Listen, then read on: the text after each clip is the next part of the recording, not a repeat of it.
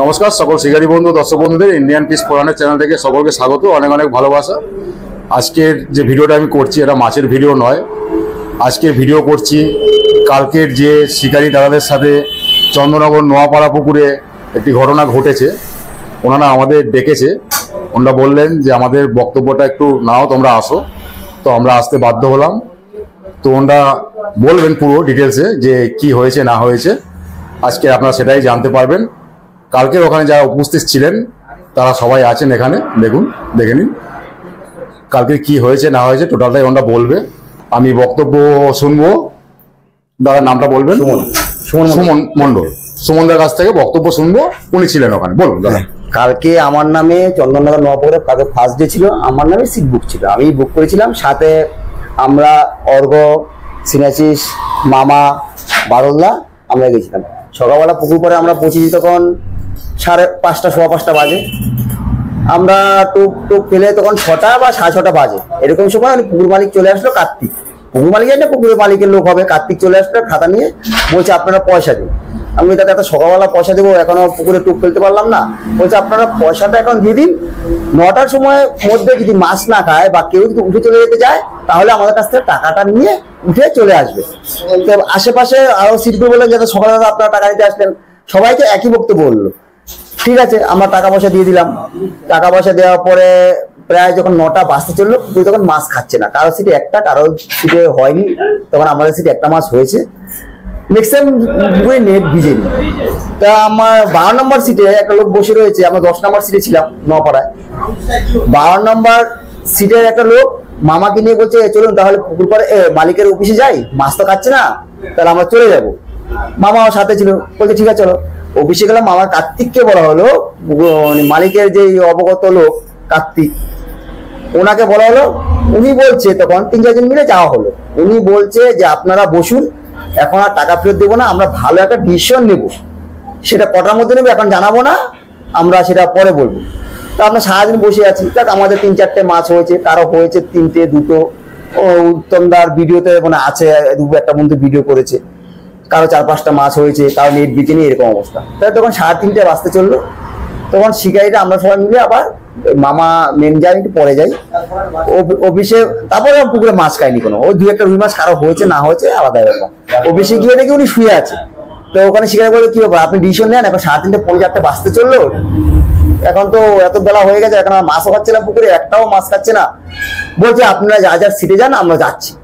উনি বেরিয়ে সিট থেকে, ওই পাশের সিট থেকে, মানে 26 নম্বর সিট থেকে, ওনাদের পরিচিত সিট 24 নম্বর 25 নম্বর সিট থেকে শুরু করছে যে আমরা ডিসিশন নিয়েছি যে 4000 টাকা করে নিয়েছি, 1000 টাকা করে ফেরত দেবো, 3000 টাকা করে আমরা রেখে দেবো। তো আমরা বললাম যেটা তো কেমন ডিসিশন হলো, পুকুরে মাঝখানে 4000 টিকিট, এটা তো কোনো, আপনি বললেন যে ভালো একটা ডিসিশন হবে, 9টার সময় উঠতেও দিলেন না। বলছে না, এটাই ডিসিশন, আমরা 1000 টাকা করে দেবো, যদি আপনারা যে টাকা নেবেন তো নেবেন, আর যদি না নেন তাহলে সে চলে যেতে পারেন, টাকা দেবো না। শিকারে আরো হয়েছে শুরু করলো, আমরাও কথা বললাম, মামাও কথা বলছে, সবাই কথা বলছে, সব শিকারে একসাথে গ্যাদারিং হয়েছে। মামাকে নেই তাই তো? মামা গ্যাদারিং হয়েছে, ভাগনা তাই তো? হ্যাঁ ভাগনা, অর্ঘ, এনারা দুজন ছিলেন। হ্যাঁ আমরা 5 জনই ছিলাম। কালকে ঘটনাটা এনাদের সাথে বেশি হ্যাঁ হ্যাঁ হ্যাঁ এই দুজন হলো। ওখানে যাওয়ার পরে উনি বাবার বলছে মানে থ্রেট দিচ্ছে, ওখানকার ছেলেপেলেকে ডেকেও নিয়ে আসলো, কিছু ছেলেপেলে মদ খাইয়ে দাঁড়িয়ে করে রেখেছিল। বলছে এখানে গ্যাঞ্জাম হচ্ছে, আয় তো। ওনারা বলছে, এসে বলছে আমাদের, বলছে আপনারা মাছ পেয়েছেন? আমরা 3-4টে মাছ পেয়েছি বা 4টে মাছ পেয়েছি। বলছে আপনারা মাছ পেয়েছেন তো, টাকা পাবেন না। এরকম কথা হলো, এরকম কোনো কথা হলো, টাকা পাবো না? এদিকে 4000 টাকার মাছ হয়েছে আর আপনি 3000 টাকা নিচ্ছেন, 1000 টাকা দিচ্ছেন, এটা কোনো ডিসিশন হলো? তা আমাদের সকালে কেন বলেননি? আমরা বললাম যে আমরা 9টার সময় উঠে যেতাম। এই কথাটা বলার সময় উনি ঘুরানো বলছে আমরা টাকা দেবো কি দেবো না, নেবেন কি নেবেন না আপনার দেবো, আপনারা 1000 টাকা দেবো, যে নেবেন সে অফিস করে নিয়ে যাবেন, আর যে নেবেন না। তো মামা ওনাকে বলছে দাদা আপনি তো 9টার সময়, এরকম বলছে, দাদা আপনি 9টার সময় বলেছিলেন যে আপনারা যদি মাছ টাকা 9টার সময় টাকা ফেরত দিয়ে যাবে, এ কথা বলেছে। বলছে আপনি আমার গায়ে হাত দিলেন না, সবার শিখেছে দাদা আপনার গায়ে, সব অন্য শিখে বলছে আপনার গায়ে হাত দেওয়ানি, উনি আপনাকে ডেকে কথা বলেছে। ঠিক আছে আপনার অফিসে আসেন, অফিসে এসে টাকা ফেরত নিয়ে যাবেন। মোটামুটি তখন 2-1 জন টাকা নিয়ে চলে যাবে, 1000 টাকা নিয়ে চলে গেছে 2-1টা শিকারি। তা আমরা চিপ গুছিয়ে প্রায় 1 ঘন্টা পরে অফিসে গেছি যে কার্তিক দা তাহলে আমরা চলে যাচ্ছি, আমাদের টাকাটা কি করবো? তো বলছে তাহলে টাকা তোমাদের দেবো, যে লোক আমার শরীরে ধরেছিল, তখন বলছে না মারেছে, তো যে লোক আমার শরীরে ধরেছিল তাকে আসতে হলো। আমি সে তো আমার সিনিয়র মানুষ, মামা আমার সাথে এসছে, আমি সিটের মালিক, আমি তো সিট করেছি, আমার নামে সিট করেছি, না তাকে আসতে হবে। অনেক আমি তুমি টাকা দেবেন কি দেবেন না সেটা বলো, কাছে তুমি টাকা দেবে কি দেবে না, মামা ওনাকে আসতে হবে। আমি ওখান থেকে বেরিয়েছিলাম, ওই জন্য মামা আমার কথা শুনে এই অফিসের সামনে গেছে। যাওয়ার পরে বলছে মামা বলছে দাদা আপনাকে কি আমি মেরেছি? তখন পুকুরে অনেক শিকারি বসেছিল, এপারেও ছিল।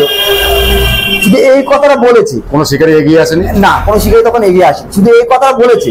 ওখান থেকে কার্তিক রাজু বলে ফটো আছে আমার কাছে, পরে আমি দিব আছে ফটো। রাজু বলে ডেকে বলছে আমাকে মারতে এসছে, তোরা আয়। ওখান থেকে মদ খেয়ে মাতার 7-8 জন দৌড়ে এসেই মামাকে একটা চোর ধাক্কা দিয়ে ফেলে দিয়েছে বাসের উপরে। পাশের সাথে সাথে পিছনে ভাইটা ছিল, ভাইটা আটকাতে গেছে। এই ভাইটা আটকাতে গেছে, দাদা আপনারা কি করছেন, মারছেন কেন? কার্তিকটা তখন সাথে কার্তিকটা হুমকি দিচ্ছে, আর ছেলেটা এসে আরো 4-5 জন ছিল, দুজনে এসেই এই ভাইকে একটা চট দিয়েছে, আটকে গেছে, ওর দাগে একটা গালে দাগও পড়ে গেছে নোকের। এই করে আমাদের লাঠি নিয়ে এসছে, মারবে টারবে আমাদের, মানে ফেলে টেলে তছনছ করে, তোদের টাকা দেবো না, তোদের মেরে ফেলবো, এখানে যেতে দেবো না, খেতে দেবো, এত বড় সাহস আমাদের এলাকায় এসে এসব করবি, আমাদের এলাকায় টাকা চাইছিস, আবার এসব কথা বলছি। এই যেখানে মারা দাগ কাটা দাগও রয়েছে, পুরো ফেলে দিয়েছে, ওরও রয়েছে পুরো, এই দেখুন মেরেছে পুরো, একদম পুরি হয়ে রয়েছে দেখলাম। তারপর ওখান থেকে ভয়ে কোনো রকম আমরা পালিয়ে আসি। তখন পুরো অনেক শিকারি ছিল, ওই শিকারিরা ভয়ে বা যে কোনো কারণে বা কি কারণে আসেনি সাপোর্ট করেনি, কিন্তু আমরা তৎক্ষণাৎ ওই ভয়ে ওরা 10 লাঠি বাস নিয়ে এসেছিল, তারা 15-14-15 জন ওরা গুন্ডা বাহিনী ছিল, সব মাতাল মদ খেয়েছিল, সব মাতাল। আমি কার্তিকও মদ খেয়েছিল, পুরো মদ খেয়েছিল। পরে ওখান থেকে ভয়ে আমরা তাড়াতাড়ি কি করে পালিয়ে আসবো সেই চিন্তাই করছিলাম, যে আমাদের পারলে মেরে দিবে। এই ঘটনাতে আমরা টাকাও দেয়নি, আমাদের মেরেছে, আমাদের বলছে তত টাকা কোনো টাকা পয়সা দেবো না, তোরা আমাদের এলাকায় এসে আমাদের সাথে বাড়াবাড়ি করছিস, এইসব কথা বলছি। আচ্ছা, শুনলাম বক্তব্য। পুকুরে আজকে আমাদের সাথে ব্যাপারটা হয়েছে, কিন্তু অন্য সব শিকারের সাথে ব্যাপারটা হতে পারে। আমরা যেই টাকা টিকিট দিয়ে মাছ ধরতে যাই, আমরা মাসে আমরা 4-5 দিন পুকুরে যাই, একদিনের টাকার মাছ কিনলে আমরা ঘরে বসে 1 মাস খেতে পারবো, কিন্তু আমরা শখে যাই টাকা দিয়ে মাছ ধরতে। পুকুর মালিকের সাথে আমরা ঝামেলা করতে যাই না, পুকুর মালিকের কিছু করতে না, পুকুর মালিক আমরা টাকা দিয়ে পুকুর মালিক বসতে, কোনদিন মাছ পাই, কোনদিন পাই না, কোনদিন 2টো, কোনদিন 5টা, কোনদিন 10টা, কিন্তু আমরা ঝামেলা করি না। ইচ্ছা করে কালকে যে পুকুরে মাছ খেলো না, তার কোনো ভালো ডিসিশন নিল, আমরা সেই খালি সেটাই শুধু বলেছি যে ডিসিশনটা আমরা ভালো দিই, তারপরে আমরা খারাপ হলে পরীক্ষিতে আমাদের আজকে এই করা হলো। হ্যাঁ, আরেকটা কথা আজকে না বললেই নয়, সেটা বলতে হয়। আমি ইন্ডিয়ান ফিশ 400 উত্তমদা এবং দ্বীপ থেকে ফোন করে ডেকেছি আজকে, যে আমাদের এই শিকারীদের এই পরিস্থিতি একটু তুলে ধরার জন্য। তারা আমাদের কথা সাড়া দিয়েছে এবং এসে খুব ভালো লাগলো, তাদের প্রতি আমাদের অনেক অনেক কৃতজ্ঞ, খুব ভালো লাগলো। আমাদের কি দোষ আছে? না, ইউটিউবের কোনো দোষ নেই, কিছু নেই, কই নেই, ইউটিউবটা যথেষ্ট ভালো, কোনো দোষ। অনেকে আমাদের বাজে কথা বলছে, উত্তমদাকে এবং দীপকেও অত্যন্ত মনে গভীর থেকে অত্যন্ত শ্রদ্ধা এবং ভালোবাসা, যে ওনারা আমরা বলেছি এক কথা চলে এসেছি যে প্রতিবেদনটা করার জন্য। আমরা গ্রুপের পরে এটা দেব এবং দাদারাও দেবে।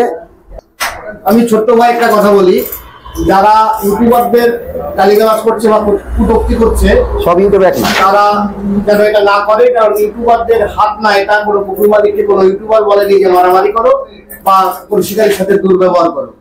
ইউটিউবারদের কিছু বলে লাভ নাই, তারা তাদের ব্যক্তিগত কাজ করে, আর তাদের জন্যই আমরা আমাদের প্রতিবেদনগুলো বা মাছ ধরার ভিডিওগুলো দেখতেও পাই, আনন্দও পাই, আর কোথাও যাওয়ার জন্য যে উৎসাহ হয় সেই উৎসাহটাও আমরা তাদের জন্য পাই।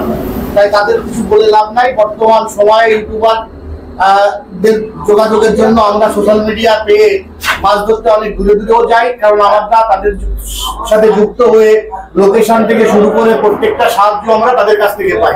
তাই কেউ যেন ইউটিউবারদের কোনো খারাপ কথা না বলে, এটা আমার শেষ কথা। ধন্যবাদ আপনাকে, খুব ভালো লাগলো।